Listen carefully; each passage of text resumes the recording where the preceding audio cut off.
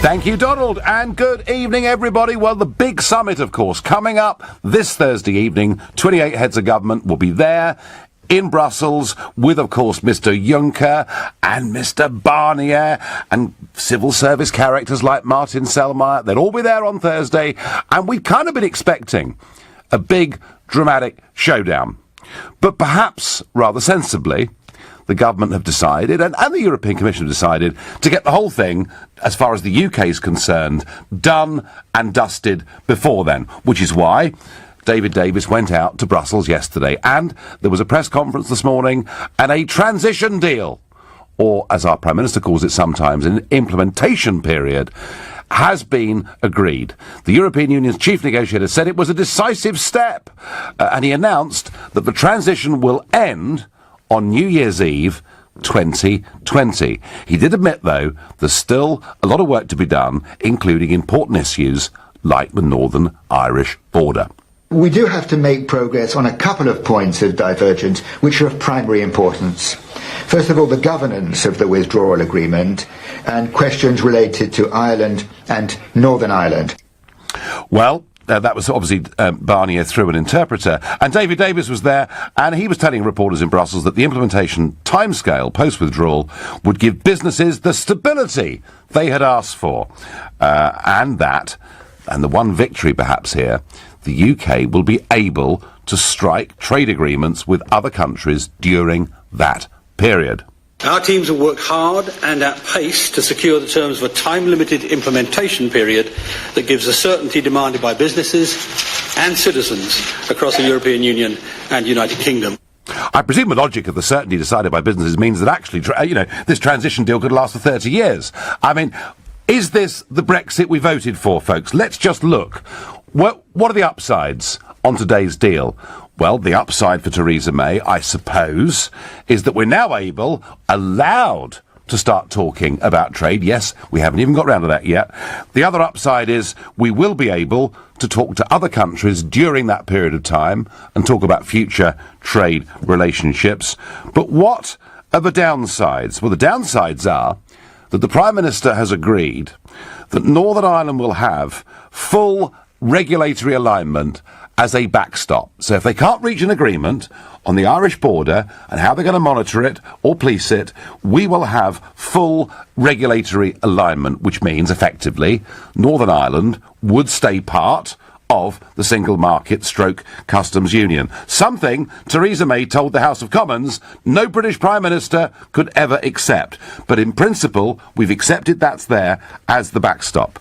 And anybody that arrives at the end of Article 50, right through to the end of 2020, will have from the European Union, will have the same rights as those who came before Brexit. What it means is that free movement is going to continue. And here's the one that's really got me going. We will not be taking back our territorial fishing waters or the control or management of them. Oh, but we will be allowed to consult. That's nice, isn't it? We'll be able to consult about what goes on inside our own territorial waters. And frankly, I feel we've given away just way, way too much. This is not what we voted for. We did not vote for a transition deal, and we certainly did vote to take back control of our territorial waters. But there is, of course, another possible side to this, which is this. A Prime Minister terrified of big businesses abusing her in public. A Prime Minister really worried about the ultimate numbers in Parliament. And if we concede everything on transition, and even when it comes to the trade deal, we concede a huge amount, I guess if on the 29th of March at midnight next year we do leave the Treaty of Rome, then the great historic break has been made. And that may well be part of the David Davis calculation. In fact, I'm certain that it is part of the David Davis calculation. The history books will record we left the Treaty of Rome, and they think to get there, they have to make all these concessions. Against that, I would say this. A Prime Minister and David Davis, obsessed with numbers in Parliament, have forgotten something. They've forgotten the people in the country. And actually, if she was to have stood firm on issues like fishing, she would take the country with her. And if you take the country with you, you'd be surprised the MPs will follow, because all they really care about is getting re-elected. So, I'm asking you, are you happy with what's been achieved today? And if you think she's done the right thing, she and Davis have done the right thing, we keep the process moving, at least we have a date at which we're going to leave, albeit one much later than we thought during the referendum, then call me on 0345 6060 973. Or if you think it's a complete sellout, particularly over fishing, text me on 84850. And maybe you think, actually, maybe the EU are showing signs now of beginning to give at least some ground on Britain's trade relationship, and that's good news. And you can tweet using the hashtag Farage and LBC at LBC. You can watch us on Facebook and comment there too. Well, Dave's got a point of view. He's already texted in. Betrayed big time. What can you say? Free movement continues, no border controls, and they can fish in our waters. Sold out. I am spitting feathers. That woman has gone against what we voted for, comes in from Honey. Honey, it's difficult to disagree with that, I have to say. I get on Twitter, Nigel, I am not happy that we have given away so much yet again. Why would we allow the EU to oversee any trade discussions we have with third countries during the transition period, says Dave. Well, quite to what extent they will oversee these trade negotiations, I don't know. But if that's the only concession they've made, that we can at least talk trade with other countries, it isn't really a very big one. Nigel, Brexit's been sold out. May should be sacked immediately. This is not what we voted for, and that is the point I've made at the top of this show, and I'm going to go on making. The big question, Nigel, is what are you going to do about it, says Gary from Norfolk. And Jason from Sutton is on the line. Jason, who is a regular on this show and a supporter of the Remain side. Good evening. Good evening, Nigel. I'll tell you what, man, you Brexiteers, you're such a bunch of snowflakes. You won the election referendum. We're leaving the EU. Why can't you just get over it already? Because, Jason, it's like buying a car. It's like buying a car and paying the money and not getting the car. That's why. Well, no, we're leaving the EU. That was the only question that was on the ballot paper. Yep. Should we stay or should we leave the EU? That's it. Nobody said it was going to be complicated. All the Brexiteers wanted was to leave the EU, and that's what's happening. If you tell any Brexiteer that they didn't know what leaving the EU actually meant, they get furious. They get frothy at the mouth, saying, no, I know exactly, we're leaving the EU, we're leaving a single market, we're leaving a customs union, yada, yada, yada. And yet nobody realised, on the Leave side, nobody talked about trade deals. The fact that we can now sign new trade deals, there isn't a country in the world that we don't already trade with that we can sign a new trade deal with. That simply isn't true, obviously. But Jason, when we voted Brexit, I mean, we were voting for independence, weren't we? We were voting to leave. No. Yes, we were. To stay in the EU or to leave the EU. That's the only question. And leaving the EU was for us to become an independent state. That was the whole point of leaving the Treaty of Rome. And I would put it to you, Jason, that every independent country in the world has its own territorial waters. And yet, we are on course, I hope, to leave the European Union on March 29th next year, and we will not be in control of our territorial waters. Well, that wasn't on the ballot paper. Nobody said anything about that. But if you vote to become an independent country as a part... No, that wasn't the question. That was not Yes, of course it was. Of course it was. If you leave the European Union, you become an independent country. Well, clearly not, because you didn't know what leaving the EU actually meant, and nor did Theresa May, nor did David Davis, nor did Michel Barnier. Jason, for 25 years, I was part of, chairman of, campaign manager of, and leader of a party called the UK Independence Party. I think I know what I was campaigning for. Well, you were also on the Fisheries Commission of the European Union, and you were one of the worst representatives for Britain. Because it had no power, Jason. Because it couldn't, even if it was unanimous in what it voted, it couldn't change anything. Jason, I would say this to you, Jason. I would say this to you, Jason. I think, and we can argue the ins and outs of much of what people on either side thought they were or were not voting for, but I would argue very strongly with you that if we don't get back control of our fisheries where we've left the European Union, that actually is a betrayal of Brexit. Well, that we will have to agree to disagree, because getting back control of our fisheries means that we're losing 70% of the market that actually buys our fish. Oh, they'll go on buying the fish. Union. Oh, they'll go on buying the fish, Jason. Don't worry about that. You know, Spain will go on buying crabs and lobsters and hake and, frankly, as much as we can sell them. Anyway, Jason, you disagree with me, and that's fine. Martin is a brand new caller to the Nigel Farage Show, and he's calling from Glasgow. Good evening. Yes, good evening, Nigel. I'm absolutely fuming at the moment. I'm a real Brexiteer. Yeah. And I'm being absolutely sold down the river with this woman who's in the Conservative government. They're an absolute disgrace. In Scotland, which I suppose is unusual, which I'm about to say, I voted Conservative in the last one, but never again. There are a bunch of, well, I won't even start. And I think, how long does it take to negotiate? We voted in 2016. Yep. They're at it. They're trying to destroy Brexit, and how any caller can come on this phone and defend that gravy train beats me. And I'll tell you right now, I've been listening to the Scottish news tonight, and the fishermen up here are absolutely...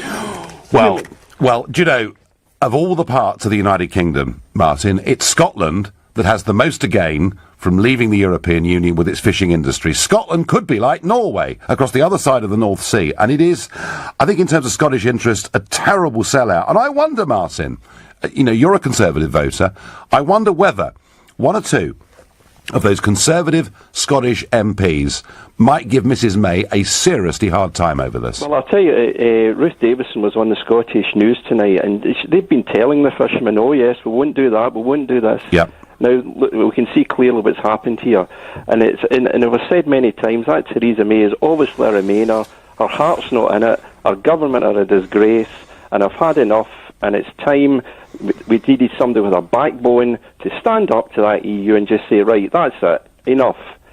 Enough, says Martin, a new caller from Glasgow. I have to say, I don't disagree with him. And while I'm here, Mr Davis, as one of the hundreds of thousands of anglers in this country, I am banned this year from taking home a single bass I catch for tea under EU regulations. Is that going to change under transition, or will we continue to see tackle shops and charter fishing boats going out of business at their current rate? Or don't you simply care? I don't know. Handshakes and smiles in Brussels as David Davis and Michel Barnier agree a deal that's going to get rubber-stamped by the 28 heads of government who'll be in the city on Thursday. It goes on until the end of 2020. It allows us to negotiate and sign trade deals during that period, but it is a big sellout on fishing and the continued free movement of people. I'm asking you whether you're satisfied with this deal. Jason was on earlier saying that basically leavers didn't really know what they were voting for, and as long as we leave the Treaty of Rome, that's fine. I fought back and said, well, surely any independent country can catch its own fish. Graham says, tell Jason that a lot of Remainers didn't know what sort of EU they were voting for. Since the common market, the EU has changed much for the worse, and it's still changing, yet it will not reform. Well, Graham, one thing, during that referendum and before, when people like me said they want to build a European army, we had Cleggers and the others saying, what a load of nonsense. Now they're open about it.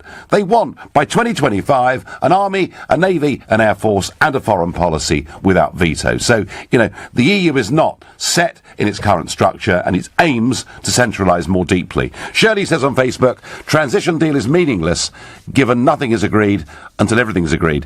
Shirley, we heard that at Christmas, didn't we? A deal was done at Christmas where we conceded 40 billion as our leaving bill. We were told, don't worry about it. Nothing is agreed till everything is agreed. But we're stringing this out, aren't we? The very earliest we will get any degree of control over free movement will be the 1st of January 2021, having voted Brexit in 2016. And you know what?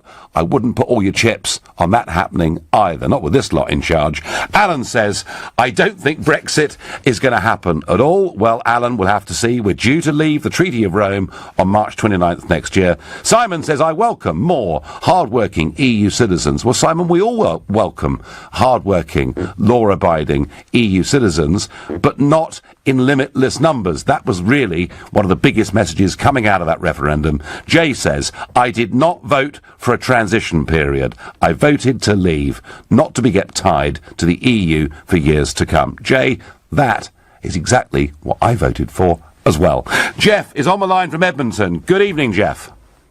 Well, if it was, Nigel, I'm disgusted. I'm beside myself with this. I have 3 daughters and 2 granddaughters. Yep. And from what I've been watching online with what's going on with Hungary, the way they're trying to push migrants onto them, large numbers, and the way, basically the news that 1 in 4 women in Sweden will be raped. Down to statistics. Jeff, I know there has been a dramatic increase in sexual crime in Sweden. I'm not sure 1 in 4 is right, but anyway, go on. Well, the fact is that people keep talking about money and business and fish, which is all very well. But if your own wife or daughter cannot walk the streets safely, it is worth nothing. Nothing. And let's not make no bones about it. No one wants to talk. Everyone's scared about the elephant in the room.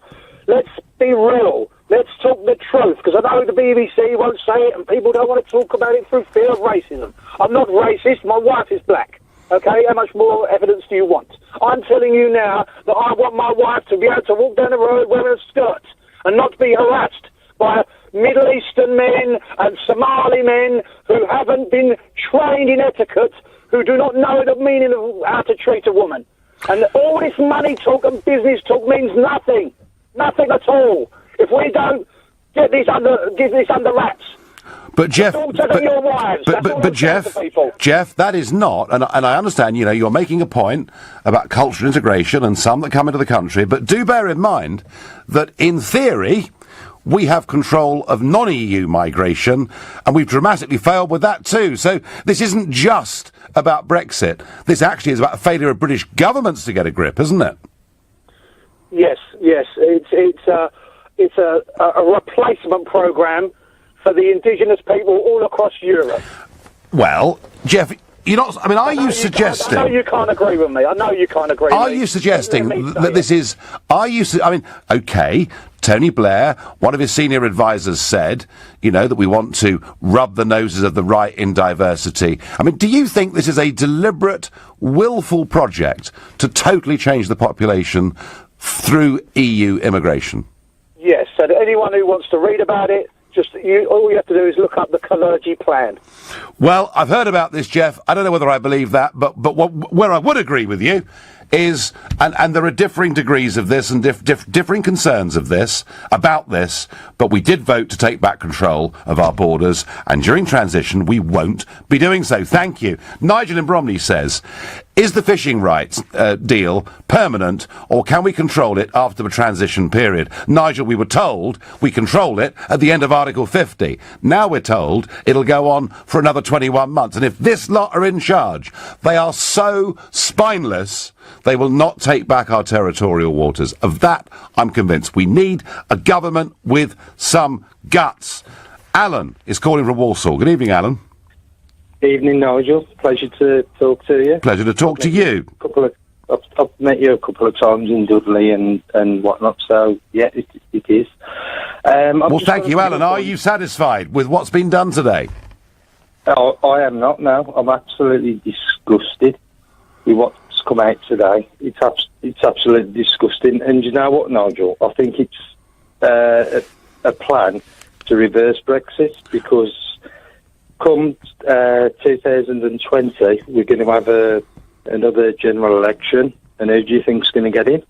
Well, Corbyn, if he was to get in, could, of course, keep us signed up to a customs union, some form of single market. It's always been one of the things that's worried me about transition. Exactly. But Alan, if we leave, I mean, if one of the reasons the government is giving so many concessions is because they want to get us through March the 29th next year, if we do leave the Treaty of Rome, even with a rotten deal, that of itself is still a huge achievement, isn't it? Well, look at the fishing waters in Scotland. Why hasn't Nicola Sturgeon come out? She's been so big on the EU. Why hasn't she come out and said something against the EU? I think because she loves the European Union, Alan, and she finds it very difficult to criticise over fisheries. What, Alan? Tell me, what's the one thing today that's really disgusted you? Is it fishing? Well, it's freedom of movement, because how can a country sustain and build for the better when you've got over 300,000 people coming into your country and settling? Well, it is a total lack of control. None of us know how many will come during that transition period. Alan from Walsall is disgusted. John is calling from Los Beliches in Spain. Hello, John. Hi, good evening to you, Michael. Just one thing, I'm slightly I agree with most things, but I slightly disagree with the fishing, because I'd have thought this was an opportunity. You must know we have no fishing fleet, no navy to defend it. I think we discussed this before. This gives us a transition period for them to do deals with Norway, who has free waters anyway, to do deals. So when we're ready to go in just over 2 years' time, the Scottish fishers, the fishers all around the UK, would have been made me a done deal. No, John. Got the fishing fleet ready to go. I may be wrong, though. No, John. I mean, at the moment, and it varies year on year, but let's just say over 3/4 of the fish by value are caught by the EU fleet in British territorial waters, right? There will have to be, for us to be reasonable neighbours, a phasing out period of some kind. We're not even going to have that conversation, it seems, until the end of transition. We all thought, John, and actually with Tory manifesto, I criticised the Tory manifesto to be told, shut up, Nigel, you're wrong, we are taking back control of our waters, to now be told, John, it's delayed for a further 21 months. And one thing I've seen in the European Parliament last week is fishing is a major issue, particularly for many Spanish politicians, the country that you're living in now. And I just don't... You understand that? Yeah, John, I just don't think that our politicians are brave enough to say, look, we're happy to phase out foreign boats fishing in our waters, but ultimately we want to get to where Norway is. And that, by the way, would be, as in your first sentence, with a new fleet and with fisheries protection. John, I don't think this political class have got the guts to do the right thing. Well, it would take time. By the way, it's one thing I always wanted to say to you, which always amazed. I mean, if it'd been the motor industry, I'd have been mad, because we export 15 billion of cars to Europe, but we import 45 billion. It never gets bought up. The point I wanted to make was this, really. Yes, we export cheap cars and import expensive ones, don't we? Yeah. But the point I wanted to make to you was this, really. If the UK hadn't been inside Europe, and we were trading the same as we are now, with almost 100 billion euro deficit, and on WTO terms, the UK would be getting lots of. Obviously, the whip hand is held by the importer, which is ourselves. And we said to the EU, now as an independent country, we'd like to come in.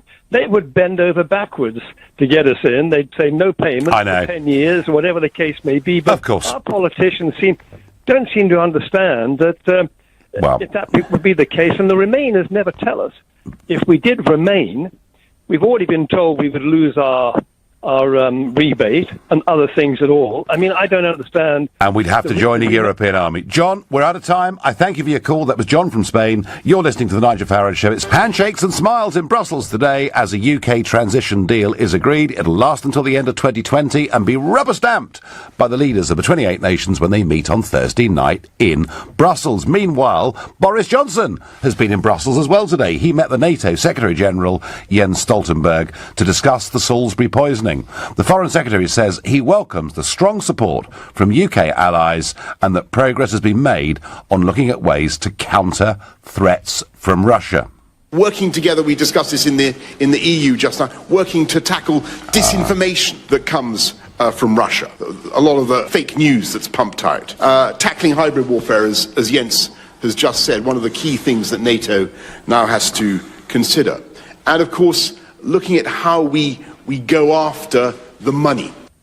Well, that was NATO, but I bet you at the summit on Thursday there'll be speeches saying the European Union stands in solidarity with the United Kingdom. Sir Vince Cable already today has been saying, well, Salisbury proves why we have to be part of the European Union. We need to have strong allies. And I can just see this argument being made on Thursday in Brussels.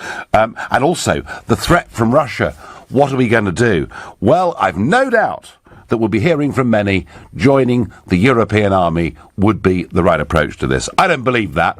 I think it could drag us into conflicts in the future that otherwise we would avoid. I think we should have an independent foreign policy and stay part of NATO, but have nothing to do with the European army, which will get talked up now by Juncker and others as they see Russia as this great, great threat. And all of this happening as today, independent chemical weapons inspectors arrive at Portendown military base in Wiltshire to verify the poison used in the nerve agent attack on Sergei and Yulia Skripal. It's going to take 2 weeks to get those results, and I just don't know why the government didn't call somebody in a little bit sooner. Back to the transition deal. Back to, as I see it, the complete sellout on fisheries and continued free movement. But the one little glimmer, I suppose, of hope is they are allowing us, the world's fifth largest nation that will have left the European Union at the end of March next year, they're allowing us to go out and negotiate trade deals. Oh, thank you, Mr. Barnier. Very nice of you, Mr. Barnier. 3 bags full, Mr. Barnier. I wonder what Matthew from Heathrow makes of all this. Good evening, Matthew. Oh, hi, Nigel. Basically, I'm a Remainer, except that we're going to be leaving, and I think it's really positive. I mean, you've got what you want now, Nigel. We could start lining up the trade deals, and you could actually get Trump to give us a trade deal from April next year. And then that way we'll get a better deal with the rest of the EU. I mean, do you think he's going to be ready to sign up that deal April next year? Over a year. Matthew, the one thing you're absolutely right about is the prospect of a big trade deal with America gives us huge leverage with the European Union. And I've thought that right from the very start. And that's why the Remainers, not those like you that accept we're going to leave, but those that want us to stay, have been attacking trade with America. You know, chlorinated chicken and all these kind of scare stories. It's as if the argument, Matthew, is trade with Europe, trade deals with Europe, good, trade deals with the rest of the world, bad. Kind of the argument. I agree with you. This is a positive thing. It's the one good thing that's come out of today. But for goodness sake, Matthew, if we're leaving the European Union, we should be doing this without getting permission from Mr. Barnier. But, well, we've got to solve the Northern Ireland issue, and, I mean, the only way I think we're going to get a really good deal with Europe is if we can already line up that deal and already... You know, I follow the logic. With your contacts. Well, do you know what, Matthew? For us. I follow the logic, and I tell you what, I've said it before, Matthew, I'll say it again. If I can be of any help at all, you know, knowing as I do quite a few people in that American administration, Matthew, I'd love to help, but I don't necessarily see Theresa May knocking on my door, because I'm not part of the Tory tribe, and they find it very difficult to think that anybody outside of that tribe is capable of absolutely anything. So, Matthew, I'm willing, but I'm not sure they are. Well, anyway, I think you've got to just turn up with Trump, and they've got to talk to you.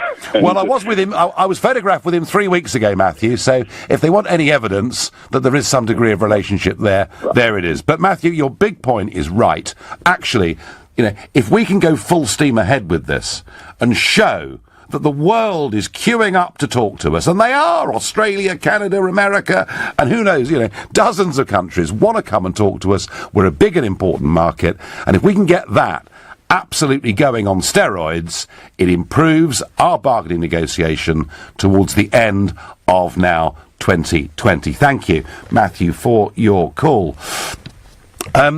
No, not at all, I get on Twitter. Negotiations should be mutually beneficial, but I see nothing in this deal for the UK. Well, Rosetta, as I say, we're allowed to negotiate our own trade deals once we've left the European Union. I mean, whoopee-woo, but I guess it's better than nothing. Carol is calling from Folkestone. Good evening, Carol. Good evening, Nigel. So, do you think that this transition deal and the concessions we've made are worth it? I wonder if Mrs May wants out. Perhaps she's actually got some sort of deal with Corbyn. Because really, I think this is going to be the end of her. I truly do.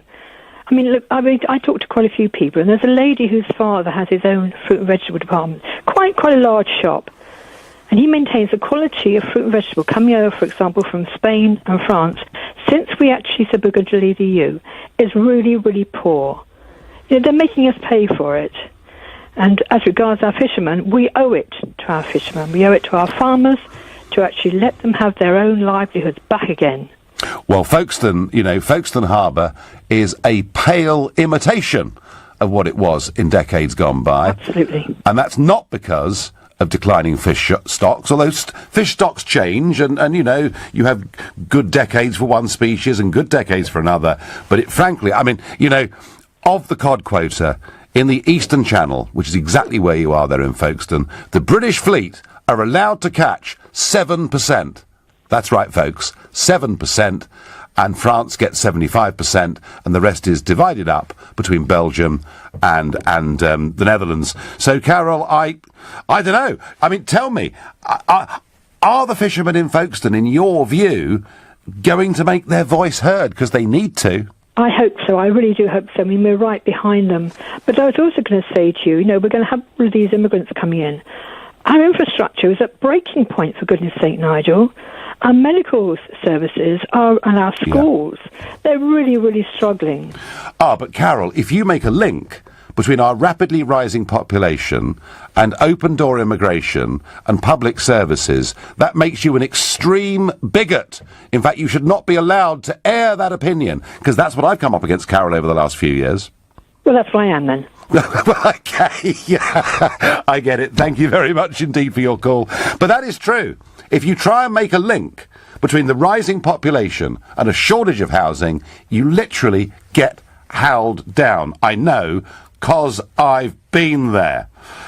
Jason is calling from Hornchurch. Hello, Jason. Hello, Nigel. Nice to see you. Well, I mean, quite simply, and ready for this one, that one of the people I blame for this mess is yourself. Okay, thank you. And why? Well, first of all, as you said, you know, and as I say, I thank you for your service to your country. I really do. You really went through walls for this country. However, when you said you wanted your life back, you also said you wanted your country back. You walked away before the job was done, and because you're not there, and your mate Aaron Banks, who promised to set up a party, hasn't done so. UKIP has collapsed. Batten is trying to do everything he can on his own. Let me finish a second. Batten is trying to do it on his own. They've got no money. They spent only a couple of $100,000 in the last election, and now they can do what they like, because the way they look at it, who are you going to vote for? You can either vote for Corbyn or you can vote for us, and you won't vote for Corbyn because you're too frightened of what he'll do. Well, right now, I couldn't give a damn if Corbyn did get it. There's no difference between them. They're both left-wing parties. The only difference is that Corbyn will finish the job off quicker than they will. I think, Jason, I mean, by the way, I'm still leading a group in the European Parliament. I'm still active in politics, but I'm not leading UKIP anymore, thank goodness. I would say this to you, Jason. The decline of UKIP as a political party has, you're right in this, taken a bit of pressure off the establishment, particularly on arguments like immigration, where UKIP not being effectively there in any strength has allowed them all to drop the issue. So I would accept that. However, you know, at the time I stood down from UKIP, Jason, basically, I thought the party was hopelessly out of control. There wasn't much I could do about it, but I'm still battling and fighting, and UKIP does face, Jason, big financial problems. And I'm going to tell you, Jason, in a moment, just how serious those financial problems are. But for now, you're listening to the Nigel Farage Show. Well, before the break, we were talking about UKIP and the perilous state that it's in.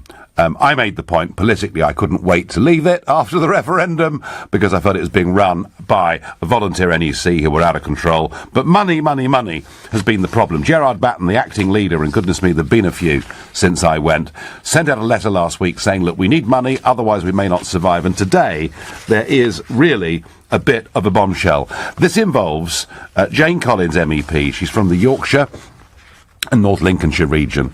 And she made a statement back in 2014, and it was after the appalling Rotherham sex scandal had come to light, and she said that 3 of the local MPs effectively had ignored the child sex abuse that was going on. She said they must have known, they did know what was happening. They sued for libel, and the party gave Jane Collins a degree of support.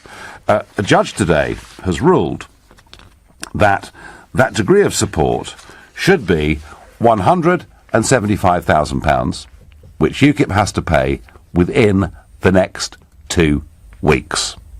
Now, the party can appeal against this, and my guess is, and I'm not involved with the day-to-day running of UKIP, I haven't been since June 2016, but my guess is they will have to appeal, but, the truth is, UKIP is facing a real battle just to survive. And yes, that does take the pressure off the Labour Party and the Tory Party in quite a big way. Adrian is calling from Lewisham. Good evening, Adrian. Hello there.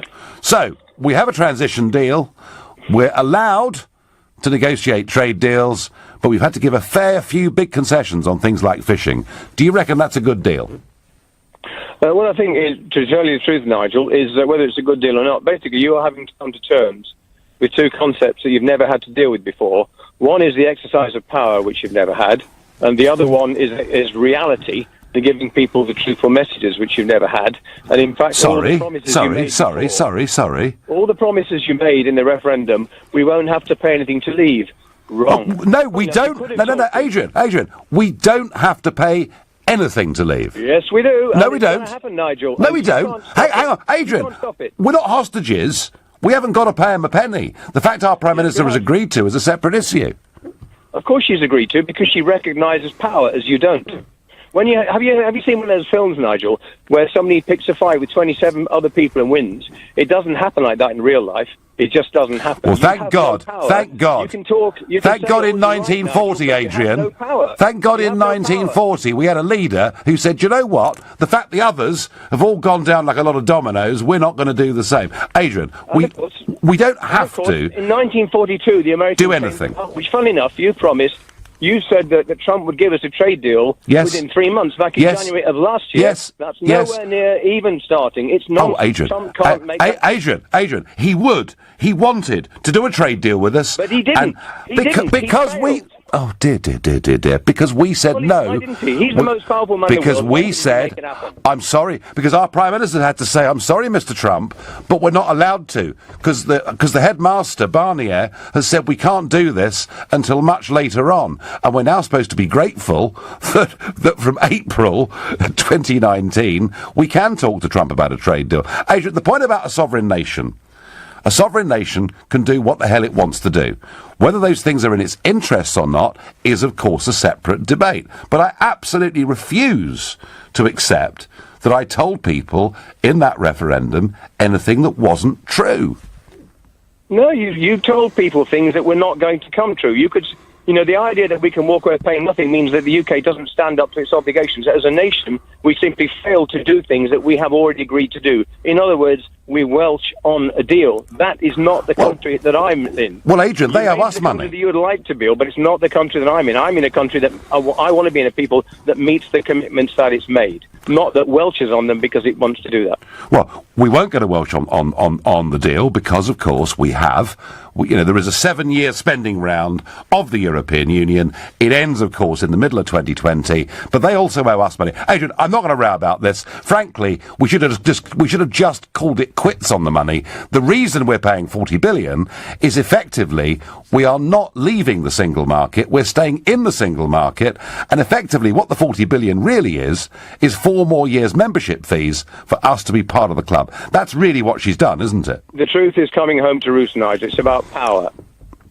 And isn't it funny that the British government appears to be reluctant to take that power back over areas like fishing? Isn't it funny that they realise you can't fight 27 people and win if you're one person?